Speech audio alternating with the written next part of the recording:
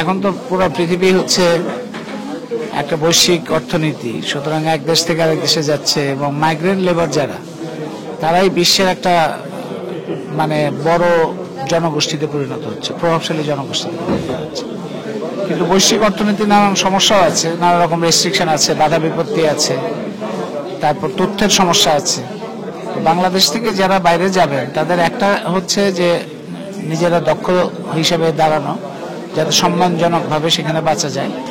2 নম্বর হচ্ছে কোনো প্রতারকের ফাঁদে না পড়া, এবং সেটার ক্ষেত্রে সরকারেরও দায়িত্ব আছে যে সরকার যেন একটা নিরাপদ অভিবাসনের যে পথ এবং পদ্ধতি, তথ্য, এগুলো যেন এই সরকার তাদেরকে দিতে পারে। এটা তরুণদেরও চাওয়া হতে হবে।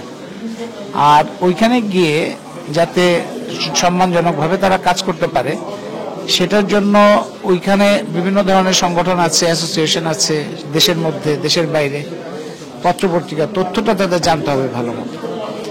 আর ফিরে আসার পরে ওখান থেকে ফিরে যে টাকা পাঠানো, সেই টাকা যাতে উৎপাদনশীল কাজে লাগে, ফিরে আসার পরেও সেটা যাতে উৎপাদনশীল হতে ব্যয় হয়, সেটার ব্যাপারে সতর্ক থাকতে হবে। তাইলে তাদের অনেক সময় অনেকে প্রতারকের পাল্লায় পড়ে, যাওয়ার সময় বেশি টাকা খরচ হয়, প্রতারকের পাল্লায় পড়ে, জালিয়াতের পাল্লায় পড়ে মানব পাচারের শিকার হয়।